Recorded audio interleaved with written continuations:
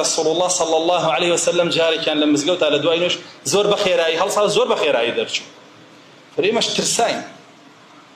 ما نبي بواي كرد به فلحقناه فكنت أول من أدركه فرمي إما يهاولان هم عن خيرات دواي كودين زين بو كويتش جيبوا وابا خيراي يسا قد عادتي وانا بو رسول الله صلى الله عليه وسلم فرمي كم كذبوا كزانيم لشويه لبستانك أبو حديقيك باخك لبيبو أفرمي قران بشوار دوري حديقك لم أجد له بابا درقان بونو دوزيو هيج فرأيت ربيعا يدخل بينيم آويك كان ياويك لبن ديواركوا لبوشايكي قورو أتشتناو أفرمي خوم كرد بشويني أو آوايا تشومناو تماشام كر رسول الله صلى الله عليه وسلم لوي دهنشتوه فرمي أبو هريرة قلت نعم أبو هريرة وتنبضع فرمي تعال أدنو فرمي وتي ورا نزيق برو نزيق بو مولي نعلكاني دا كندو بيدا فرمي اذهب بنعلي هاتين أم نعلاني من برا لقى الخوت من لقيته وراء هذا الحائط هركس يكبيني لبشتي أم باخوا بدواي من أقرأ تيقول لو شي بو أفرمي أمن على نبرة أما يك دو بو أفرمي لدواء أم باخوا لا بشت أم باخوا كيد بيني لا بشت أم باخوا بيي بلي أجر تو أشهد أن لا إله إلا الله علي بيقين لضلته بيقين لضلته وأشهد أن محمد رسول الله صلى الله عليه وسلم علي بيقين لضلته أو تولى أهلي بهشتي برواي في بلي فرمي فخرجت بنعليه فكنت أول من لقيته عمر بنعلكاني رسول الله شو ما دروه يكم كسبي قشتم عمر رضا رحمتي الله إليه فرمي يكسر بيموت أي عمر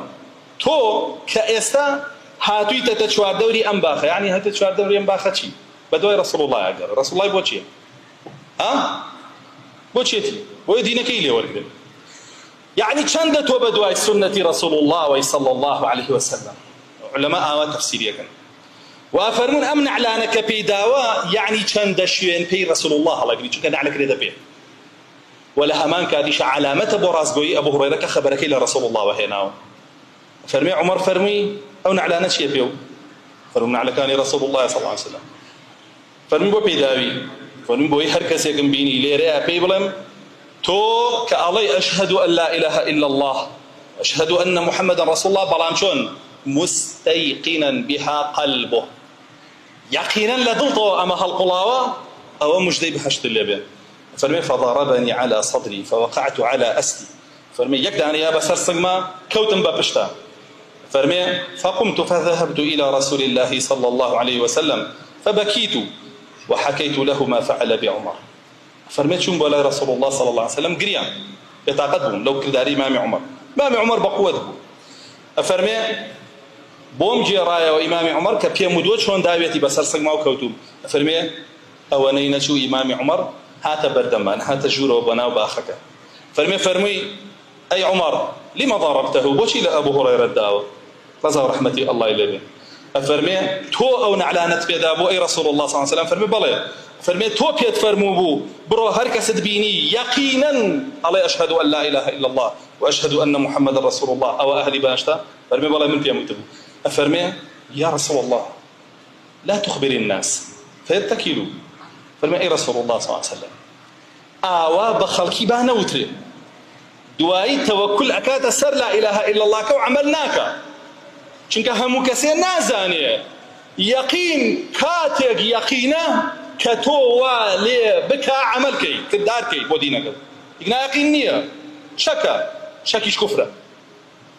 فرمي رسول الله صلى الله عليه وسلم فرمي إذن لا تقل أبي هريرة دبا شيء أبو هريرة وعمل بخلقي إتر حتى لا يتكلوا حتى وكو توكلنك نسر قولك وعملنك لا بعملك يعني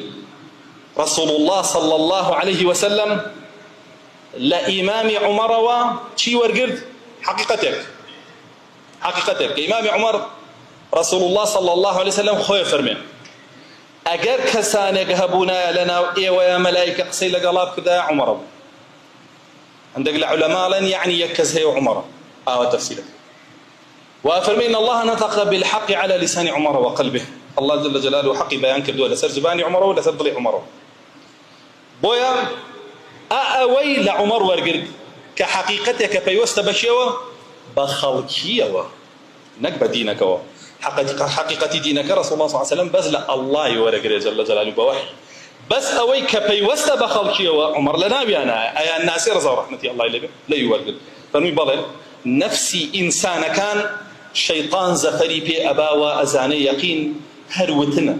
نازانك يقين كرداريشا نابا كردار كان وازيان لبيان توكلنا كان